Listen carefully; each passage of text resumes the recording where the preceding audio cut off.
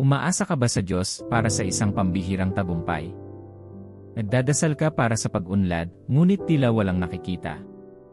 Ang katotohanan ay, ang iyong tagumpay ay mas malapit kaysa sa iyong iniisip. Wala kang nakikita dahil hindi mo matukoy ang mga palatandaan. Kung bibigyan mo lamang ng higit na pansin, makikita mo ang mga palatandaan ng kung ano ang niluluto ng Diyos sa likod ng mga eksena. Kapag malapit na ang iyong tagumpay, palaging may mga senyales, katulad ng kung paano mo nakikita ang aroma ng isang taong nagluluto sa iyong kusina, kahit na wala ka sa kusina at hindi mo nakikita ang pagkain. Malalaman mo ang aroma kahit nasaan ka sa iyong apartment. Gayunpaman, nararapat na maunawaan mo ang mga palatandaan ng iyong tagumpay upang hindi mo basta-basta makagambala sa ginagawa ng Diyos o lumayo sa waiting room. Ngayon, ano ang mga palatandaang ito? Tiyaking panoorin mo ang video na ito hanggang sa dulo habang inilalahad ko ang 12 bagay na mangyayari kapag malapit na ang iyong tagumpay. Hindi mo dapat palampasin ang alinman sa mga ito dahil maaaring mangyari ang mga ito sa iba't ibang panahon ng iyong buhay. Kapag naunawaan mo na ang mga ito, maaari kang laging magalak na malapit na ang iyong tagumpay. Matututuhan mo rin kung ano ang gagawin upang matiyak ang pagpapakita, kung ano ang dapat iwasan, at kung paano mapanatili ang iyong tagumpay kapag ito ay dumating sa kalaunan. Bago tayo magpatuloy, mangyaring mag-subscribe sa channel na ito kung hindi mo pa nagagawa. Ang bawat tao ay nagnanais ng isang pambihirang tagumpay sa isang lugar o iba pa. Walang gustong malagay sa isang nakapirming posisyon, lahat ay naghahangad ng pagbabago. Gayunpaman, walang pangkalahatang kahulugan ng isang pambihirang tagumpay, lahat ito ay nakasalalay sa mga individual na pangangailangan at pananaw. Ang sayo ay maaaring maging isang napakalaking tagumpay, para sa ibang tao, maaari itong maging isang magandang trabaho na nagpapaginhawa sa buhay. Marahil para sa ibang tao sa ilalim ng aking tinig, ito ay maaaring paglaya mula sa mga tanikala ng kadiliman o mga ulan ng masaganang kasaganaan. Ano man ito, ang Diyos ay gumagawa para sa iyo, at ito ay tiyak na mahahayag. Alam kong matagal mo nang inaasahan ang tagumpay na ito. Inaasahan ito ng iyong isip, kaluluwa, at katawan. Napagpasyahan mo pa na ang pagpapakita ay labis na naantala, ngunit narito ako upang sabihin sa iyo na naglilingkod ka sa isang Diyos na hindi kailanman nahuhuli. Lagi siyang nananatiling tapat sa kanyang salita. Hindi kanya nakalimutan, siya ay talagang nagtatrabaho araw at gabi upang maisakatuparan ang mga hinahangad ng iyong puso. Alam niya na ikaw ay nasa punto ng pagsuko, at iyon ang dahilan kung bakit siya ay nagpapadala sa iyo ng mga palatandaan sa pamamagitan ng mensaheng ito. Kaya, ano ang mga palatandaang ito? Numero 1, banal na paghihiwalay sa mga nakakapinsalang bagay at tao. Ang mga pambihirang tagumpay ay kadalasang nagbubunga ng isang banal na pagbabago sa buhay ng tatanggap. Ito ay madalas na simula ng isang bagong panahon. Gayunpaman, bago lumakad sa iyong pambihirang tagumpay, kailangang ihiwalay ka ng Diyos sa ilang bagay. Maaari niyang alisin ang masamang ugali sa iyong buhay. Kapag natuklasan mo na bigla kang nagkakaroon ng matinding pagkamuhi sa isang ugali na minsan mong kinagigiliwan, iyon ang paghihiwalay sa iyo ng Diyos. Alam niya na ang ugali na ito ay hindi makakatulong sa iyo kapag dumating ang iyong tagumpay. Halimbawa, ito ay maaaring ang kahila-hilakbot na ugali ng maling pamamahala sa iyong pera, ngunit ikaw ay nagtitiwala sa Kanya para sa isang pambihirang tagumpay sa pananalapi.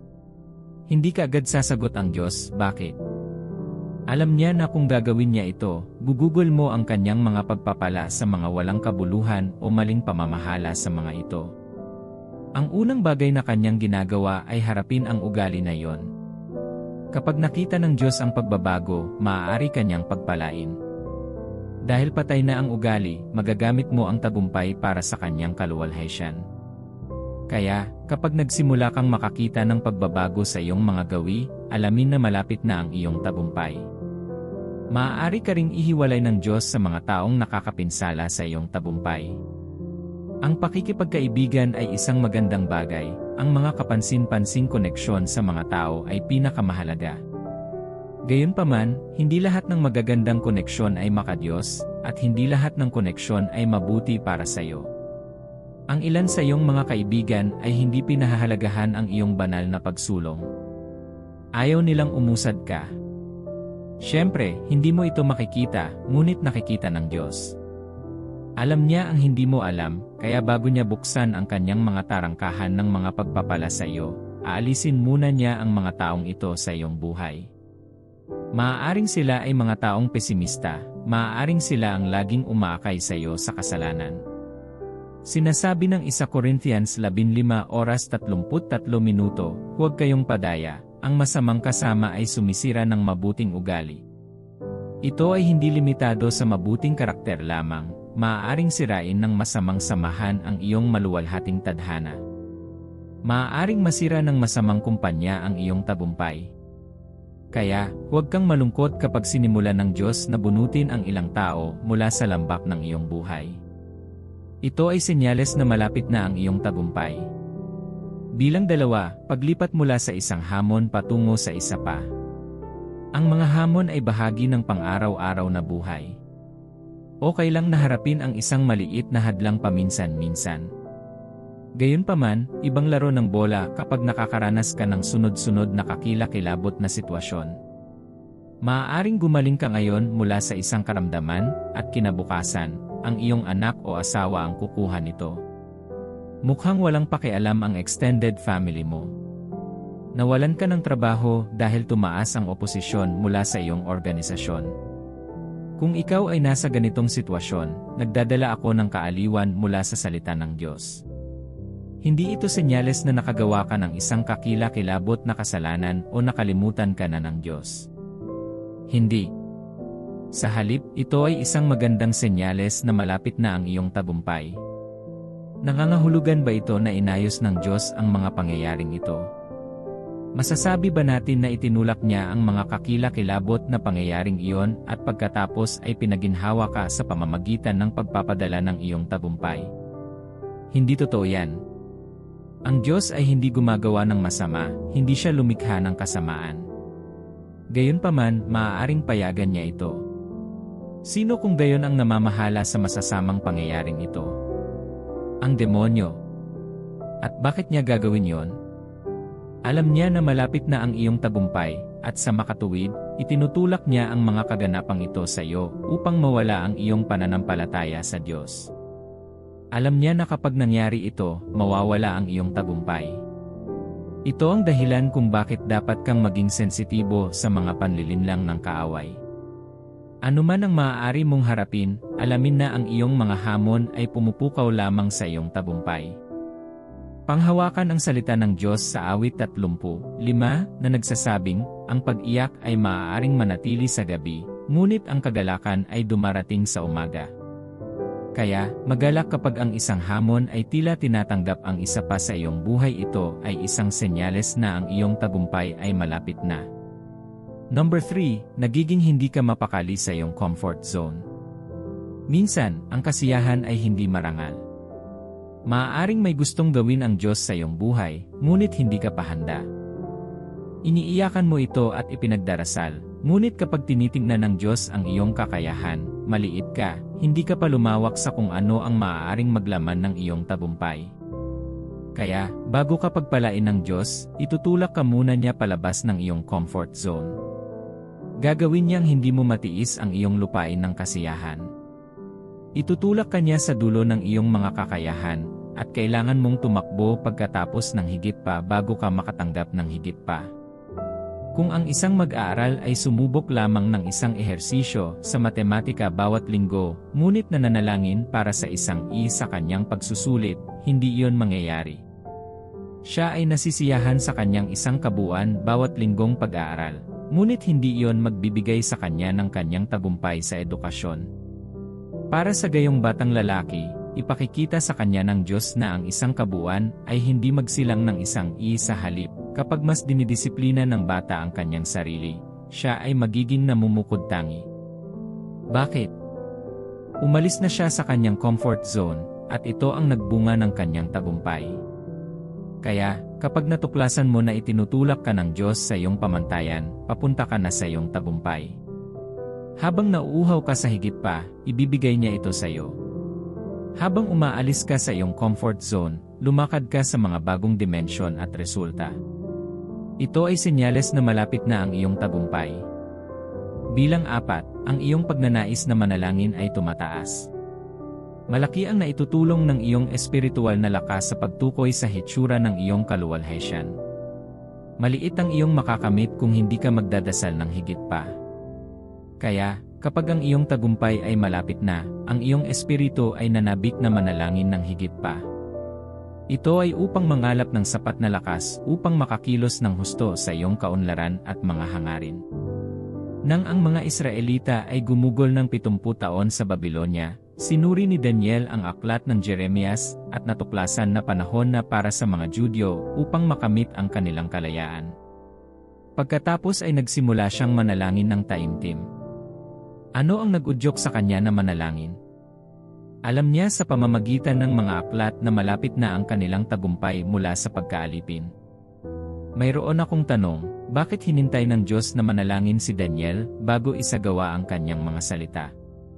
Kung tutuusin, siya ang nagsabing muli nilang matatamasa ang kalayaan pagkatapos ng 70 taon. Bakit hindi niya ipinagkaloob sa kanila ang kanilang kalayaan hanggang sa manalangin si Daniel? Ang sagot ay simple, nais ng Diyos na paalalahanan siya ng isang tao. Naghihintay siya ng isang lalaki na magsaliksik sa mga aklat at magpahayag, Panginoon, oras na. At paano gagawin ng lalaking ito ang deklarasyon na ito? Sa pamamagitan ng panalangin. Katulad nito, kailangan ka ng Diyos na tumayo sa puwang para sa iyong sarili. Kailangan niyang sumigaw na kailangan mo ang iyong tagumpay ngayon. Ang presensya ng banal na espiritu sa iyo ay patuloy na humihimok sa iyo na manalangin dahil alam niya na malapit na ang iyong tagumpay. Gayunpaman, ang pagkakamali ng maraming Kristiyano ay hindi sila sumuko sa ganitong pagnanasa. Nararamdaman nila ang pagnanais na manalangin sa espiritu, ngunit pinapatay ito. Kapag ginawa mo ito, ipinagpapaliban mo ang iyong tagumpay. Ngunit kapag ibinigay mo ang iyong sarili sa panalangin, ang iyong tagumpay ay patuloy na gumagalaw patungo sa iyo, at bago mo ito namalayan, lumalangway ka na sa kaluwalhatian. Numero 5, madalas mong maramdaman na hindi dinidinig ng Diyos ang iyong mga panalangin. Ito ay isang pangkaraniwang senyales kapag ang iyong tagumpay ay ilang hakbang na lang ang layo. Nagdarasal ka, ngunit mararamdaman mo na parang may nagkulong sa iyong boses, iyak, at mga petisyon sa isang kahon. Parang walang nakakarinig sa iyo. Patuloy mong itinataas ang iyong mga mata sa Diyos, ngunit ang Diyos ay tila nagbabakasyon o sadyang iniiwasan ka. Ngunit hindi iyon totoo, dininig ng Diyos ang iyong mga panalangin.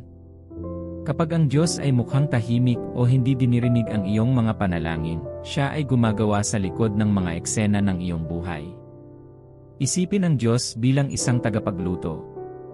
Ikaw ay nagugutom at nangangailangan ng pagkain kaagad, gayunpaman, ang proseso ay mangangailangan ng 30 minuto hanggang 1 oras.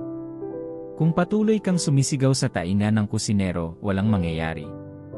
Maaari kang patuloy na umiyak at gumulong-gulong sa lupa, ngunit wala siyang gagawin upang tulungan ka dahil ang kailangan mo ay nasa proseso pa rin. At hanggang sa katapusan ng prosesong iyon, ang lutuin ay hindi maaaring maghatid sa iyo ng anuman. Ganyan ang Diyos. Hindi mo siya makikitang gumagawa ng anuman. Mukhang hindi niya naririnig ang iyong mga panalangin, ngunit ang totoo, malapit na ang iyong tagumpay. Kailangan mo lamang maging mas matyaga at patuloy na manalangin. Huwag madaliin ang proseso dahil mapapalampas mo ang iyong tagumpay. Ang karaniwang halimbawa sa banal na kasulatan ay ang kwento ng mga Israelita nang inalipin sila ng mga Ehipsyo. Sinasabi sa Eksodo 3:7, sinabi ng Panginoon, tunay na nakita ko ang paghihirap ng aking mga tao sa Ehipto. Narinig ko silang sumisigaw dahil sa kanilang mga alipin na driver, at nababahala ako sa kanilang pagdurusa. Bumaba upang iligtas sila mula sa kamay ng mga Ehipsyo at upang ilabas sila mula sa lupain iyon tungo sa isang mabuti at maluwang na lupain, isang lupaing binubukalan ng gatas at pulot, ang tahanan ng mga Kananyo, mga Heteo, mga Amorheo, at mga Jebuseo. Ang daing ng mga Israelita ay umabot sa akin, at nakita ko ang paraan ng pag-aapi sa kanila ng mga Ehipsyo. Habang sinasabi ng Diyos ang mga salitang ito, hindi alam ng mga Israelita. Hindi nila alam na narinig niya ang kanilang mga daing, inisip nila na wala siyang pakialam sa kanilang mga pagdurusa. Hindi nila kailanman naisip na nakita ng Diyos ang kanilang mga pang-aapi. Ngunit narito ang sinasabi ng Diyos na narinig niya ang lahat, alam niya ang lahat. Nagdarasal sila at inakala nilang hindi sila dininig ng Diyos, ngunit narinig niya. Habang umiiyak sila ng maraming taon, sinanay niya si Moises hanggang sa itinakdang panahon. Hayaang pasayahin nito ang iyong puso, dininig ng Diyos ang iyong mga panalangin, at malapit na ang iyong tagumpay. Numero 6, nararamdaman mo ang pagnanais na manirahan sa mas kaunti. Habang sumusulong ka sa iyong pambihirang tagumpay, ipapakita sa iyo ng dyablo ang maraming mga peking opsyon. Kailangan mong malaman na hindi ito ang plano ng Diyos para sa iyong buhay. Gaano man kalaki at kaakit-akit ang mga pagpipilian, ang mga ito ay walang halaga kumpara sa kung ano ang binalak ng Diyos para sa iyong buhay. Kapag lubhang nangangailangan ng isang pambihirang tagumpay, ang anumang bagay ay magmumukhang isang sagot. Huwag hayaang linlangin ka ng dyablo, anumang bagay ay hindi plano ng Diyos para sa iyo. Siya ay may isang mahusay na tinukoy na patutunguhan para sa iyong buhay, kaya huwag mag-settle para sa mas kaunti. Huwag pumili ng opsyon dahil sa desperasyon. Hayaan ng Diyos na maging gabay mo, ito ang iyong panlaban sa pag-aayos sa mas mura. Hilingin sa banal na espiritu ang kanyang patnubay sa bawat junction.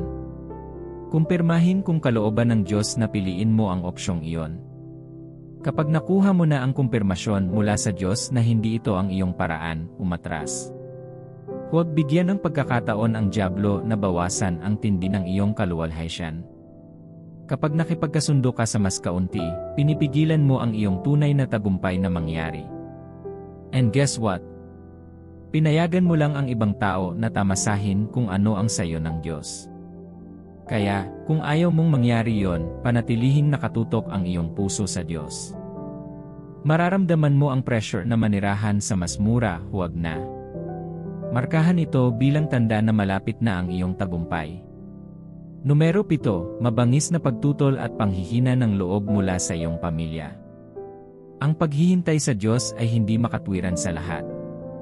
Kaya, kung nagtitiwala ka sa Diyos para sa iyong tagumpay, dapat mong ihanda ang iyong isip na labanan ang maraming panggigipit mula sa tahanan at lipunan. Iyon ay dahil hindi nila nakikita ang iyong nakikita, hindi sila makakaayon sa kung ano ang handa mong gawin. Para sa kadahilan ng iyon, palagi silang tatayo laban sa iyo. Ngunit ang magandang balita ay hindi masama ang paglaban na ito ay senyales na malapit na ang iyong tagumpay. Alam ito ng kaaway, kaya naman patuloy niyang itinutulak ang mga pagsalungat na ito laban sa iyo. Gusto niyang palamigin ang iyong espiritu at mawala sa iyong paningin kung ano ang gagawin ng Diyos sa iyong buhay. Kung nararanasan mo ito, hindi ka nag-iisa. Si David ang nasa posisyon mo. Sinabihan siya ng kanyang ama na bisitahin ang kanyang mga kapatid sa larangan ng digmaan, tingnan ang kanilang kapakanan, at bigyan sila ng mga panustos. Ginawa ni David ang itinuro sa kanya ng kanyang ama, ngunit pagdating niya, lumabas muli si Goliath at binantaan ang mga Israelita. Alam ni David na ito ang kanyang tagumpay. Gusto niyang makatiyak kung ano ang gagawin ng hari sa sinumang pumatay sa lalaki.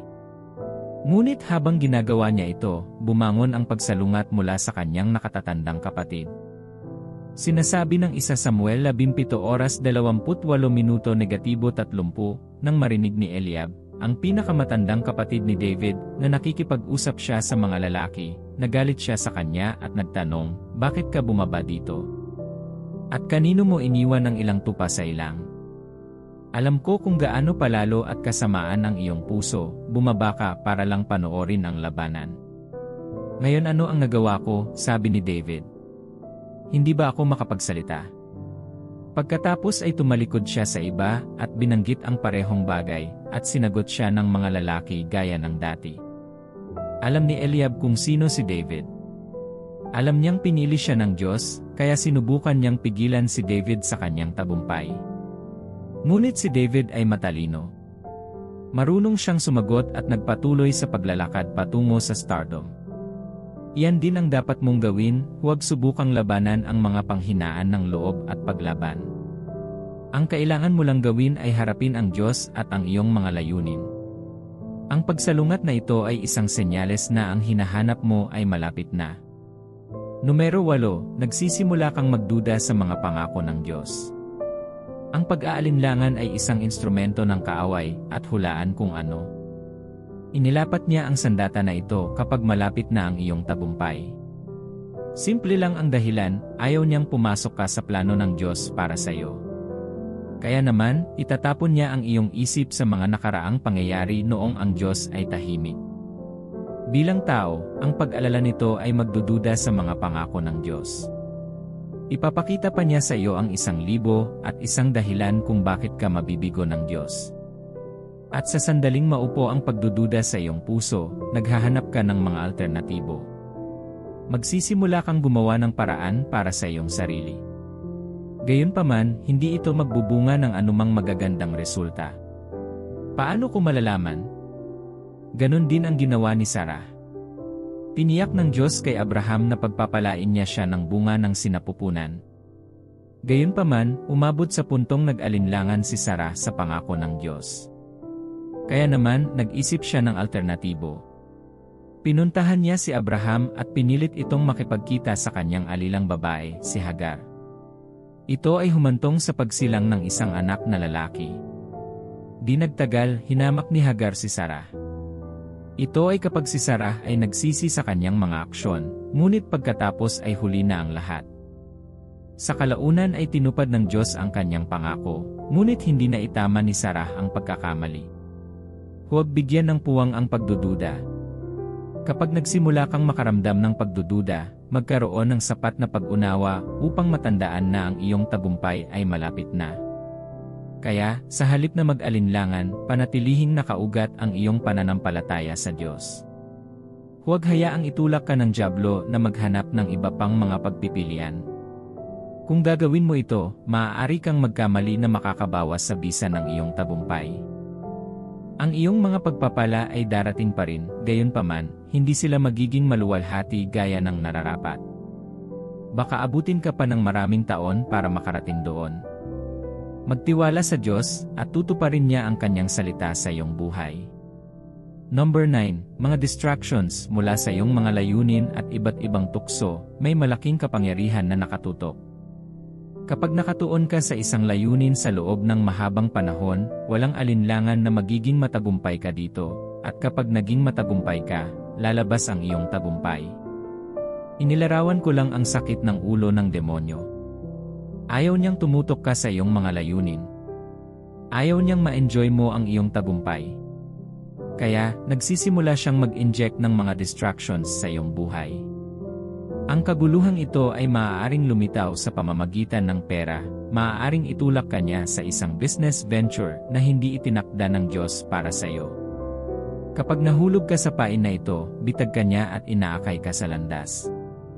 Ang pagkagambala ay maaaring dumating sa pamamagitan ng iyong mga kaibigan. Habang ikaw ay dapat na gumagawa sa kung ano ang magpapatama sa iyong pinansyal na kaunlaran, gusto nilang lumabas ka at magsaya sa iyong sarili. Gayunpaman, hindi iyon ang nais ng Diyos na gawin mo sa panahong iyon. Iyon ang dahilan kung bakit kailangan mong patalasin ang iyong espiritual na pag-unawa. Kailangan mong malaman kung ano ang nais ng Diyos na gawin mo sa bawat sandali. Isa pa ay tukso. Ito ay halos kapareho sa mga distractions, gayunpaman, maaaring baguhin ng mga tukso ang takbo ng iyong buhay magpakailanman. Baka hindi ka na makaahon kung mahulog ka.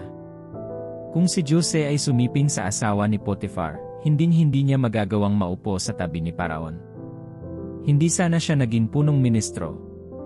Nakulong sana siya, hindi na mauunawaan ang mga panaginip, maliban kung umiyak siya para sa awa, at maaaring tumagal ito ng malaking bahagi ng kanyang buhay. Kaya mag-ingat sa dalawang kakila-kilabot na sandata ng dyablo. Kapag sinimulan mong makita o maramdaman ang mga ito, tumakbo. Kailangan mong gawin ito upang hindi mo makaligtaan ang iyong tagumpay. Sinasabi ng 1 Pedro 5:8, maging alerto at matino ang pag-isip. Ang inyong kaaway na dyablo ay gumagala-gala tulad ng isang leong umuungal na naghahanap ng masisila.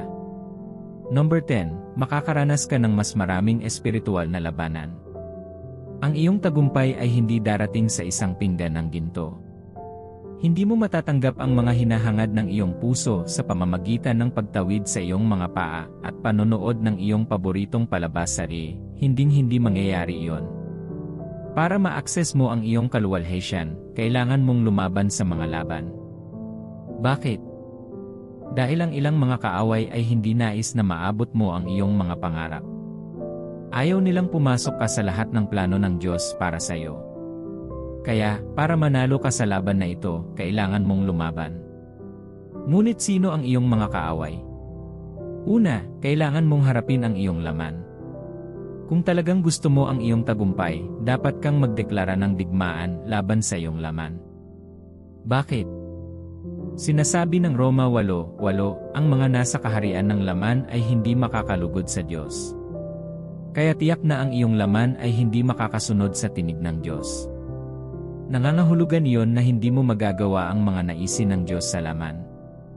Kaya naman kailangan mong magdeklara ng digmaan laban dito.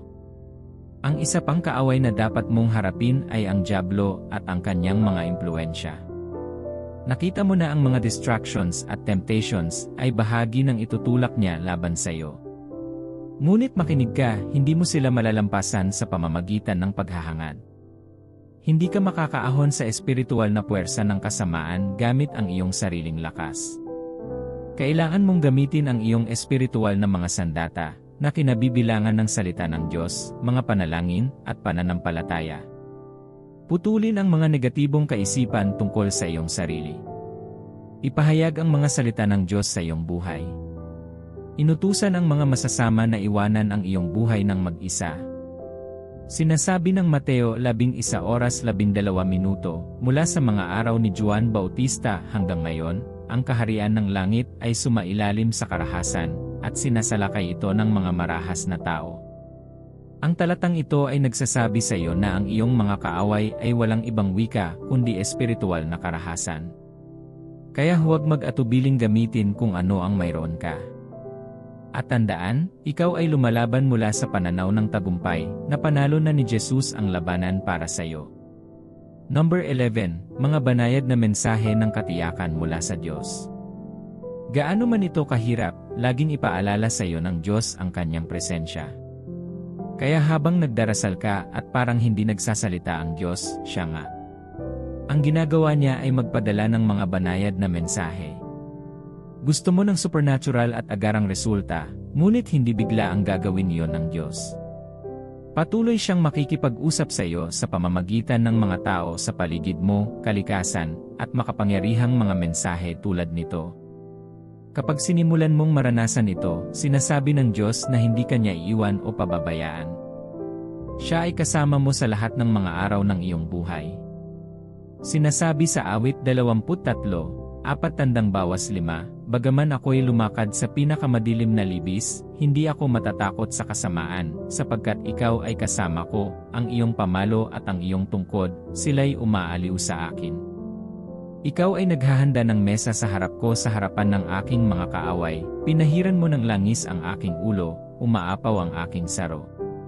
Alam mo ang talatang ito, ngunit nais ng Diyos na buksan ang iyong mga mata sa isang makapangyarihang katotohanan ngayon. Sinasabi ng talata na ang Diyos ay kasama mo kapag lumakad ka sa pinakamadilim na lambak. Minamahal, maaaring nasa pinakamadilim na lambak ng iyong buhay ngayon.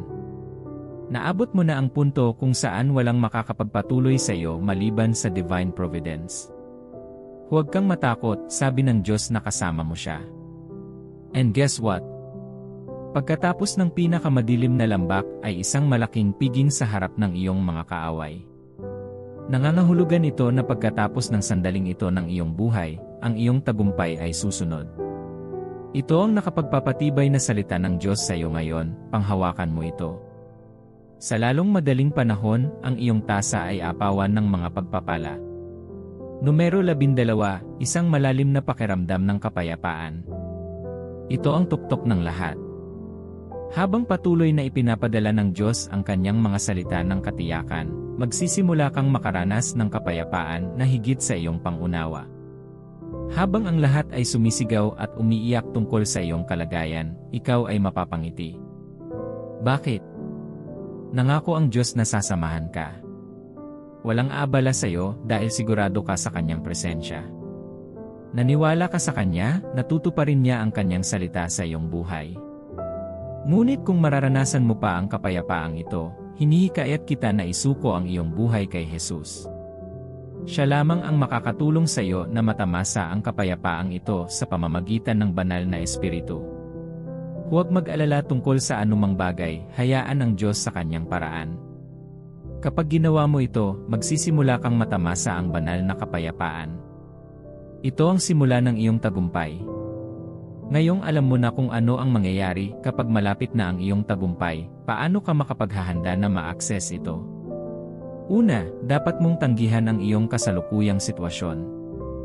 Maging sinadya tungkol sa pagbabago ng iyong buhay. Kung hindi mo pa sinusubukan ang mga pagkakataon, kailangan mong simulan ang paggawa nito ngayon. Kung tinatago mo ang iyong talento, dapat mong gamitin ito ngayon. Iyan ay kung paano mo ma-access ang iyong tagumpay. Maaaring nagtatago pa ito sa isang pagsisikap na tinanggihan mong tuklasin sa loob ng maraming taon. Gumawa ng hakbang ng pananampalataya ngayon, ihahayag ng Diyos ang iyong landas sa iyo. Ang susunod na bagay na kailangan mong gawin ay maniwala sa Diyos. Ano man ang iyong kinakaharap, dapat kang magpasya na maniwala sa Diyos. Panatilihin ang matatag na pananampalataya sa Kanya. Maaari mo ring gamitin ang iyong pananampalataya sa pamamagitan ng pananamit tulad ng gagawin mo kapag dumating ang iyong tagumpay. Kung naghahanap ka ng isang bata, maaari kang bumili at magtabi ng mga damit ng sanggol. Ito ay mukhang hangal, ngunit hinahamon mo ang Diyos. Sinasabi mo sa Kanya na naniniwala ka sa Kanyang mga salita, kahit na wala ka pang nakikitang tanda ng pagbubuntis. Kung ang sayo ay hindi pagbubuntis, maaari mo pa ring ilapat ang paglukso ng pananampalataya. Iayon ito sa kung saan mo kailangan ng pambihirang tagumpay, at sasagutin ng Diyos ang iyong mga panalangin. Habang ginagawa mo ito, dapat kang lumayo sa mga taong pesimistiko.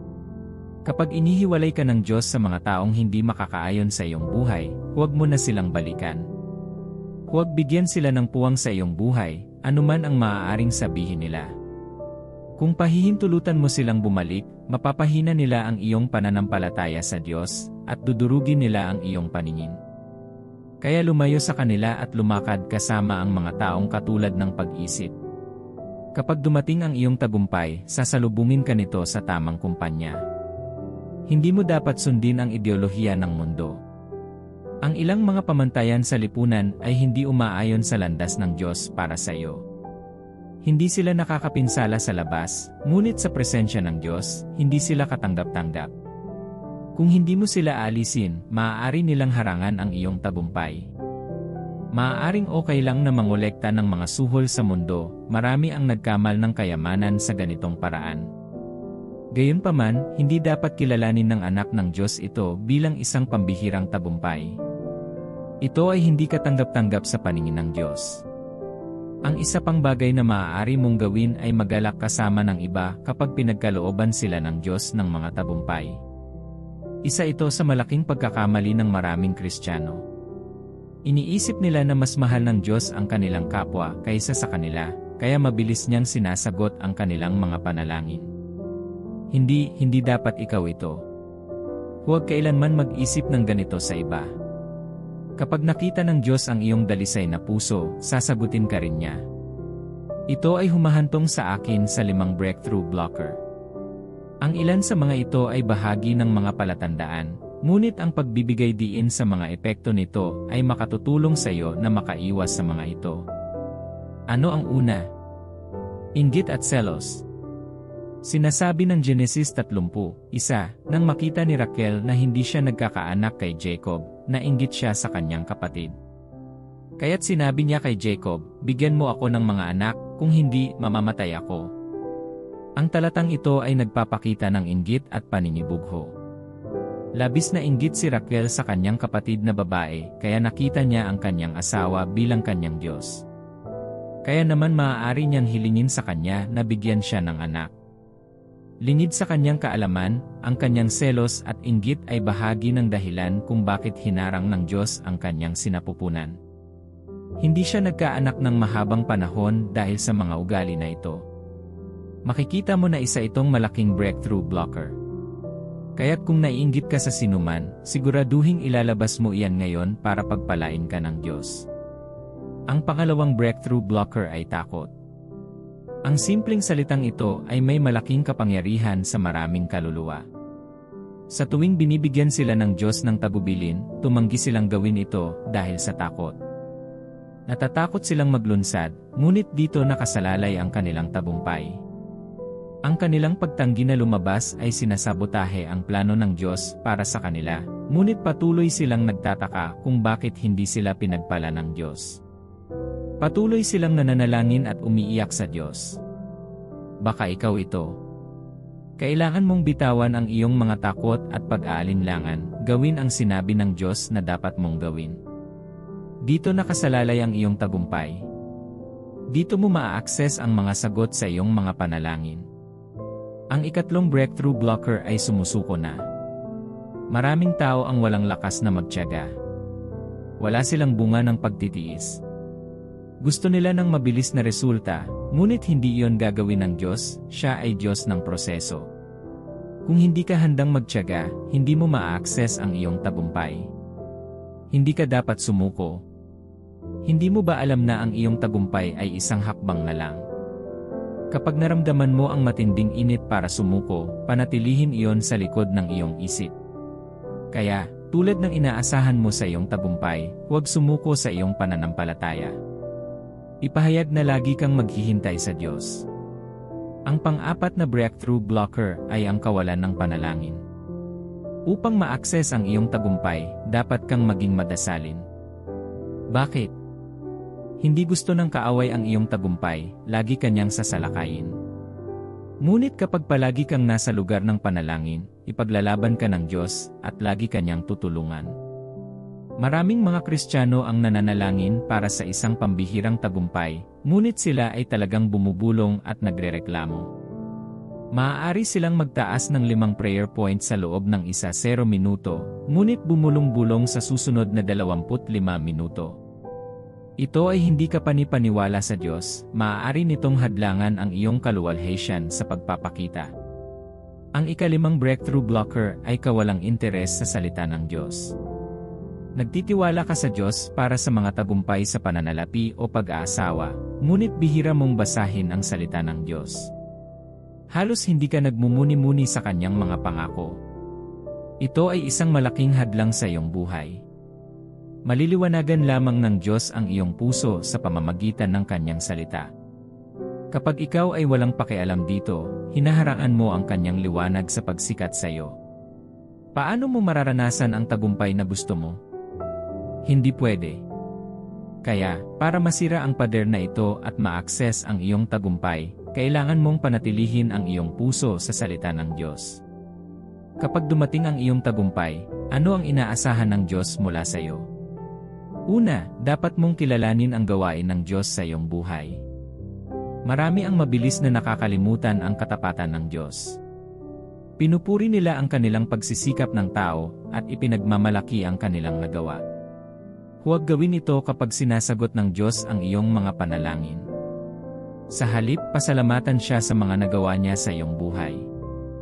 Alalahanin kung saan ka nanggaling at pasalamatan siya kung saan ka niya inilagay. Huwag bigyan ng puwang ang pagmamataas at pagmamataas. Huwag mong tignan ang iba na nasa ilalim mo. Sa halip, tingnan mo sila bilang ikaw. Tandaan na ang Diyos na bumuhay sa iyo ay kaya rin silang palakihin. Pagkatapos, dapat mong pagpalain ang iba. Pinagpala ka ng Diyos para maiabot mo ang kamay ng pagmamahal sa iba. Huwag maging maramot at mag-imbak ng mga probisyon ng Diyos sa iyong bank account. Hindi ko sinasabi sa iyo na maging isang gastador, ngunit tiyaking gumawa ka ng higit pa para sa mga nangangailangan. Hayaang pagpalain ng iyong mga mapagkukunan ang kaharian ng Diyos. Maaaring hindi pera ang sayo, kahit na ito ay isang bata, tiyaking sinasanay mo siya sa daan ng Panginoon.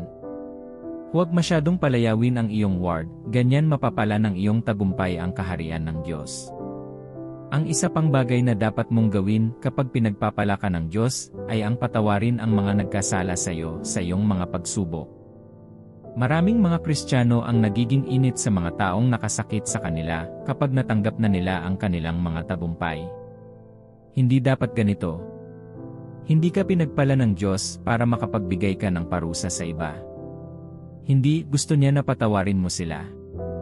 Ginawa niya ang kanilang puot at pang-aapi sa iyong tuntong tungo sa kaluwalhatian. Dapat mo pa nga silang pasalamatan, ginamit sila ng Diyos para sa iyong ikabubuti. Maging tulad ni Joseph, pinatawad niya ang kanyang mga kapatid at pinakain sila sa panahon ng tagtuyot. Magagawa mo ba yon kapag pinalaki ka ng Diyos? Ihanda ang iyong isip, ito ang inaasahan ng Diyos na gawin mo. Panghuli, huwag huminto sa pakikisama sa Diyos. Dapat mong laging tandaan na ang dyablo ay hindi masaya sa iyo. Paikot-ikot pa rin siya, naghihintay ng butas sa buhay mo. Kaya naman dapat napaka-sensitive mo. Paano mo bubuo ang iyong espiritual na sensitivity? Sa pamamagitan ng pakikisama sa Diyos araw-araw. Ito ay magpapanatili sa iyo na malapit sa kanyang puso. Patuloy siyang magbibigay sa iyo ng mga tagubilin kung ano ang dapat gawin at iwasan. Hindi mawawala ang kanyang mga pagpapala dahil siya ang iyong gabay. Hindi ka iiwan ng Diyos. Ang iyong tagumpay ay malapit na, at sa pamamagitan ng mensaheng ito, inihanda ng Diyos ang iyong isip. Ilagay ang iyong pananampalataya sa Diyos, at ang iyong tagumpay ay hindi makakatakas sa iyo. Manalangin tayo. Ama sa langit, salamat sa iyong salita. Salamat sa pagpapakita sa akin ng mga palatandaang makikita ko kapag malapit na ang aking tagumpay. Hindi mo ako itinago sa dilim, na ilaw mo muli ang iyong liwanag. Inihayag mo rin kung ano ang dapat kong gawin upang matiyak na hindi ko makaligtaan ang aking banal na tagumpay. Itatago ko ang lahat ng ito sa loob ko at ilalapat ang mga ito kung kinakailangan. Panginoon, hinihiling ko na patawarin mo ako sa lahat ng aking mga kasalanan. May mga pagkakataon na sinubukan kong maghanap ng sarili kong paraan. Naniwala ako sa mga kasinungalingan ng kaaway na naging dahilan upang ako ay lumihis sa iyong mga plano para sa akin. Patawarin mo sana ako at i-redirect ang aking mga hakbang pabalik sa iyo. Panginoon, dalangin ko na itulak mo ako palabas ng aking kaginhawaan.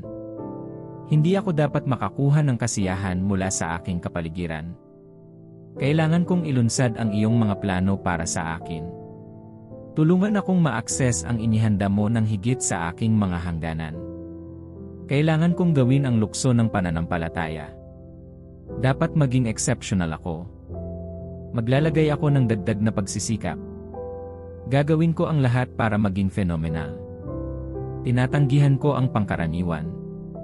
Tulungan mo ako, bigyan mo ako ng lakas at direksyon upang matupad ang lahat ng iyong pinlano para sa aking buhay. Hindi ako dapat umupo habang ang aking pambihirang tagumpay ay lumalampas sa akin. Jesus, pakawalan ng espiritual na lakas na kailangan ko para labanan ang lahat ng oposisyon. Patuloy na sinusubukan ng lipunan na hilahin ang mga ideolohiya nito sa akin. Bigyan mo ako ng kapangyarihan para labanan sila. Nais ng mga espiritual na puwersa ng kasamaan na ikompromiso ko ang aking pananampalataya sa iyo. Patuloy nila akong inaatake ng iba't ibang tukso at pagkagambala. Bigyan mo ako ng kapangyarihan sa kanila. Hindi ako dapat sumuko sa pressure. Natatanggap ko ang katapangan ng isang leon at ang lakas ng isang agila. Walang kapangyarihan ang makakapigil sa akin sa pagtanggap ng aking mga tagumpay. Dalangin ko na patatagin mo ang aking pananampalataya sa iyo. Alisin ang bawat ugat ng takot at pagdududa sa akin. Ibagsak ang bawat pader ng kawalan ng panalangin at espiritual na pagkahilo sa aking buhay. Dapat kong itutok ang aking mga mata sa iyong mga pangako para sa aking buhay at hindi mag-alinlangan sa pagtitiwala sa iyo. Hatiin ang aking pagkakahanay sa mga taong pesimista. Ihiwalay mo ako sa mga taong hindi umaayon sa iyong kalooban para sa aking buhay, kahit na matigas ang ulo nila sa akin. Gumawa ng malakas na partition sa pagitan natin. Sigurado ako na malapit na ang aking tagumpay, kaya kailangan ko ng mga taong makakaayon sa iyong mga plano para sa akin. Iugnay mo ako sa mga taong hahawak sa aking kamay sa landas ng tadhana. Ihanay ako sa mga visionary leaders. Hindi ako dapat mahulog sa maling kumpanya muli. Hindi ako dapat gumawa ng landas kasama ng mga taong lulunurin ang aking kaluwalhatian. At kapag binasbasan mo ang aking buhay, ipinapangako kong kikilalanin ang iyong gawain. Maraming tao ang nagiging mapagmataas at itinatakwil ang iyong mga batas. Ipinapangako kong hinding-hindi ko gagawin ito. Lagi kong aalalahanin ang iyong mga batas at utos dahil bahagi sila ng kung ano ang nag-orkestra sa aking tagumpay. Alam kong hindi ko ma-access ang aking tagumpay sa pamamagitan ng sarili kong pagsisikap, kaya naman umaasa ako sa iyo. At kapag ginawa mo ito sa wakas, ipinapangako kong sasangguni sa iyo sa lahat ng mga araw ng aking buhay. Sisiguraduhin ko na ang buhay ko ay magpapala sa iba. Hindi ko itatago ang iyong mga pagpapala. Sa halip, hahayaan kong dumaloy ang iyong mga pagpapala sa iba. Dadagdagan ko ang aking kontribusyon sa iyong kaharian. Alam kong patuloy mong pagpapalain ang aking buhay habang ginagawa ko ito. Hindi ako magtatanim ng sama ng loob sa sinuman. Patawarin ko lahat ng nakasakit sa akin noon. Ipinapangako kong laging nasa lihim na lugar. Ito ang aking naging tahanan at ito ay mananatiling aking tahanan magpakailanman. Hindi agawin ng dyablo ang mga pagpapala ko. Alam kong hindi siya masaya, pero isa siyang talunang kalaban. Hinding-hindi siya mananaig sa aking kapalaran. Salamat, Jesus, sa pagsagot sa aking mga panalangin. Sa pangalan ni Jesus, nanalangin ako. Amen. Kung nabiyayaan ng video na ito ang iyong buhay, pindutin ang like button. Huwag kalimutang mag-subscribe sa channel na ito para sa higit pang mga mensaheng nakakapagpasigla ng kaluluwa. See you sa susunod!